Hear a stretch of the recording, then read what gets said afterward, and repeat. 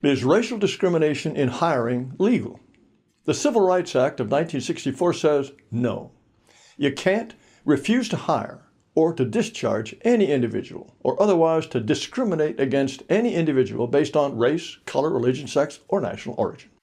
And yet, 61 years later, there is still widespread official discrimination against whites, except that it's called affirmative action, or more recently, diversity, equity, and inclusion, or DEI. The law requires equal treatment by race, but with equal treatment, you don't get equal outcomes, and liberals yearn for equal outcomes. That's why they use all sorts of ways, some open, some covert, to favor preferred groups. Employers often claim to be an equal opportunity employer, affirmative action employer. Well, it can't be both. Affirmative action means you don't practice equal opportunity. This is from the state of Florida's employment practices. And this has been going on for decades. Now we've had a fine demonstration of this comedy in the legal fight over Donald Trump's attempt to get rid of DEI. President Joe Biden loved DEI. He issued executive orders that required every part of the government to come up with plans to hire more non-whites, women, homosexuals, and immigrants, and to make sure that government contractors did the same. How did he square that with civil rights law? He insisted, swore on a stack of Bibles, that this was about removing barriers to wonderful but neglected people. Not enough Navajos in the State Department? Well, get out there and remove the awful racist barriers that keep them out and hire them. The result, of course, was discrimination against whites. And so Donald Trump issued an executive order called Ending Illegal Discrimination to ban dangerous, demeaning, and immoral race and sex-based preferences by the government and by government contractors.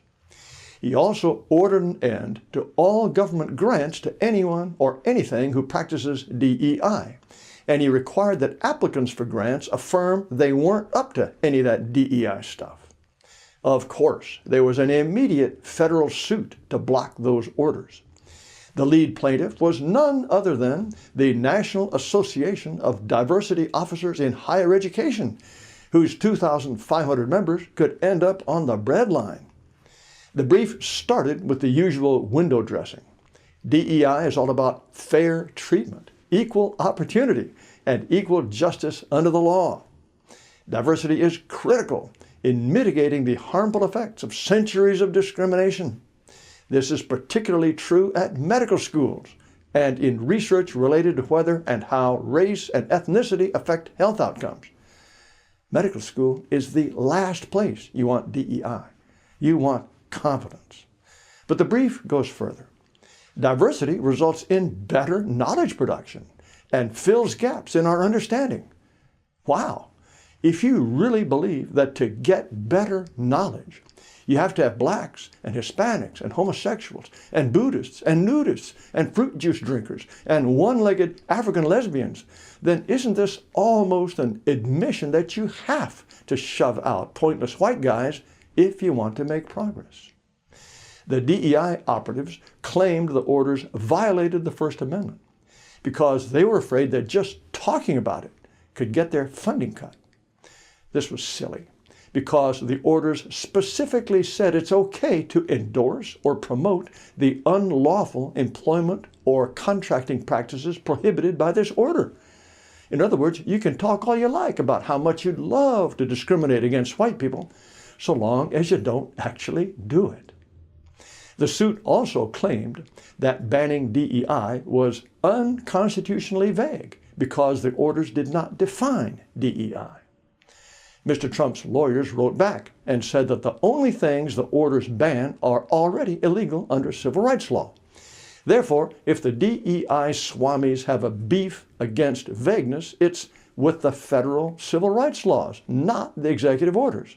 And the logical but stunning consequence of plaintiffs' position would be that the federal civil rights laws themselves are void because of vagueness. In other words, follow the law, don't discriminate, and you'll be fine. Well, Biden appointee Judge Adam Abelson bought the DEI line. This is no surprise, coming from a guy who was once vice chair for the Maryland-based Job Opportunities Task Force, which promotes inclusion through the application and promotion of a racial equity lens in every facet of life. He ruled that the orders are unconstitutionally vague and they punish free speech.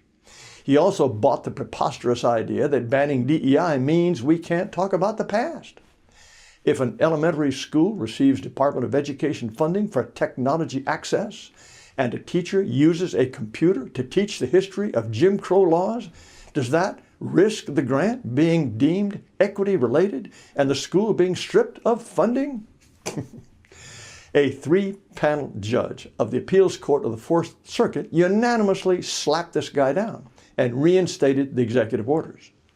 They are not unconstitutionally vague and they don't infringe speech. But the case isn't over. The Fourth Circuit will look into this further, but in the meantime, the executive orders are valid and must be obeyed. The chief judge of the circuit, a Hispanic named Albert Diaz, couldn't resist a poke at the Trump side. People of good faith who work to promote diversity, equity, and inclusion deserve praise, not opprobrium. DEI creates an environment and culture where everyone is respected and valued. What could be more American than that? Well, what could be more American than discrimination against white men? Another Obama appointee, Kamala Harris, echoed Judge Diaz and said DEI is great stuff. Only Trump-appointed Judge Allison Rushing understands what the court's role is. A judge's view on whether certain executive action is good policy is not only irrelevant to fulfilling our duty to adjudicate cases and controversies according to the law, it is an impermissible consideration. A judge's opinion that DEI programs deserve praise, not opprobrium, should play absolutely no part in deciding this case. Well, actually, I have some sympathy for the DEI boys when they claim that the executive orders are vague. If, as the Trump boys say, the law on discrimination is clear, could they not just indict the lawbreakers? Who needs an executive order when you have statute law? Of course, even if the law is clear, as I noted at the beginning, it's been twisted inside out by people determined to discriminate in favor of their special pets. Something else to consider. I'm glad the government has been ordered to stop discriminating against people like me. It's about time. Government should treat people equally. However, individuals and private companies should have the right to discriminate on any grounds.